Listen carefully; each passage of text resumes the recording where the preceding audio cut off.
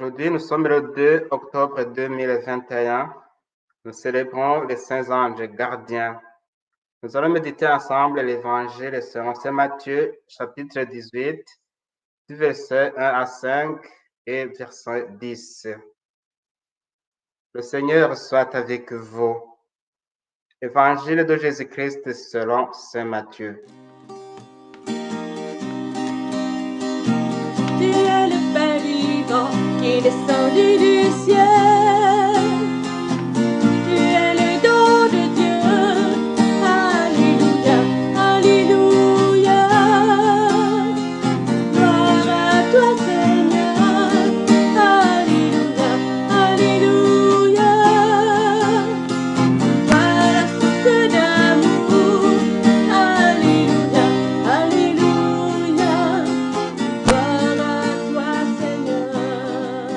À ce moment-là, les disciples s'approchèrent de Jésus et lui dirent, qui est le plus grand dans le royaume des cieux?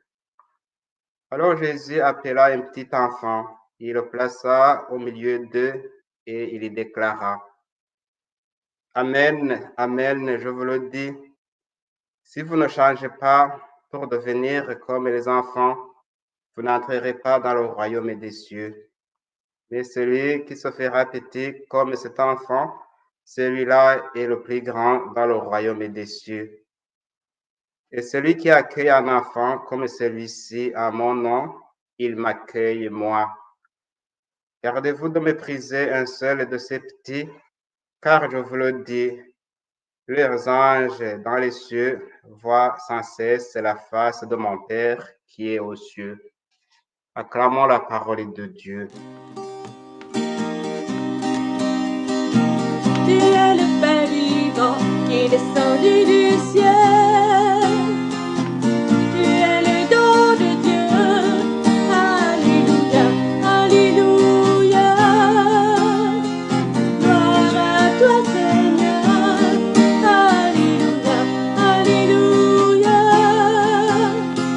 Toi la source d'amour. Alléluia, alléluia. Gloire à toi Seigneur. Hier, nous avons commencé le mois missionnaire et aujourd'hui, nous fêtons les saints anges gardiens. Dans la Bible, les anges sont des messagers envoyés par Dieu dans le monde pour accomplir une mission particulière en faveur des humains.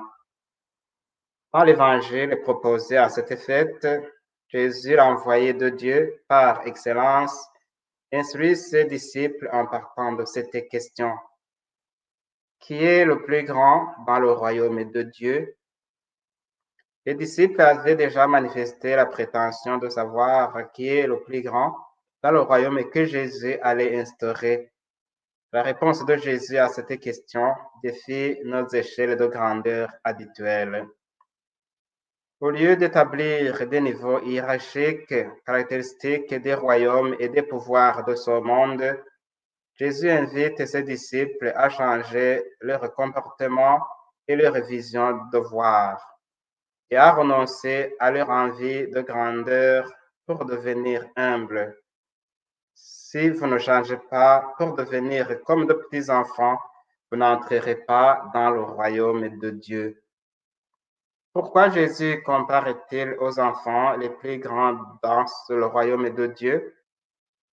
Pour Jésus, les enfants sont l'idéal de la sainteté, non seulement parce qu'ils sont innocents, mais aussi et surtout parce que les enfants ont la pleine confiance en leurs parents. Également, les enfants sont toujours prêts à accueillir avec joie et amour tout ce que les parents leur offrent. Ils comptent sur eux pour rester en santé et en sécurité. Ils sont fiers de demeurer dans la maison de leurs parents. De même, les plus grands dans le royaume de Dieu doivent être comme les petits enfants en changeant leur cœur pour mettre toute leur confiance en Dieu. Comme enfants de Dieu, nous devons apprendre à compter sur Dieu et non sur notre intelligence ni notre capacité personnelle. Après tout, C'est Dieu qui nous donne tout ce dont nous avons besoin pour être heureux et heureuses sur cette terre et plus tard dans son royaume au ciel. En outre, Jésus nous invite à faire un bon accueil aux enfants comme lui. Ici, on voit bien qu'à l'époque de Jésus, les enfants n'avaient pas le droit de s'approcher des adultes en public, d'où les adultes ne voulaient pas que les enfants viennent à Jésus. Malgré cela, Jésus défend leurs droits en disant, laissez les enfants venir à moi, ne les en empêchez pas, parce que le royaume de Dieu est à ceux qui leur ressemblent. Ouverture, accueil, amour en faveur des enfants, c'est la priorité pour Jésus et pour ses disciples, parce que même les anges de Dieu veillent sur eux à tout instant. Rappelons-nous que dans toutes les sociétés du monde, les enfants sont l'espoir et l'avenir de la famille, de l'Église et du monde. N'est-ce pas que nous avons besoin de la relève?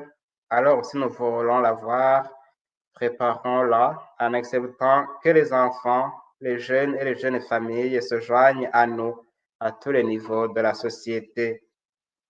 La charité évangélique oblige donc d'accorder aux enfants leur place dans notre vie et dans notre communauté ecclésiale. Associons-le à la vie et à la mission de l'Église et confions-leur des responsabilités parce que les dons et les charismes de tous les enfants de Dieu contribuent à édifier le corps du Christ. Qui accueille un enfant en mon nom, c'est moi qui l'accueille, nous dit Jésus. Alors, comment accueillons-nous les enfants chez nous, dans nos assemblées? Quelle est la place que nous leur accordons dans notre paroisse? Qu'allons-nous faire pour mieux accueillir les enfants chez nous? Reconnaissons-nous que tout être humain est enfant de Dieu. Nous avons toujours besoin de notre conversion pour devenir comme de petits enfants, tels que Jésus nous le demande.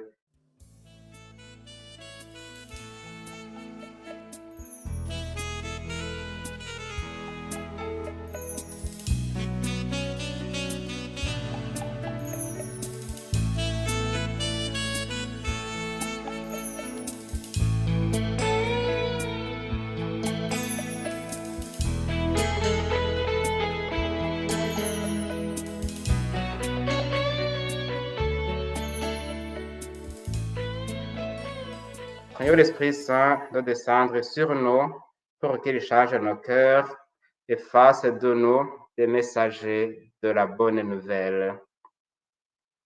Le Seigneur soit avec vous. Que Dieu Tout-Puissant vous bénisse, le Père, le Fils et le Saint-Esprit. Amen.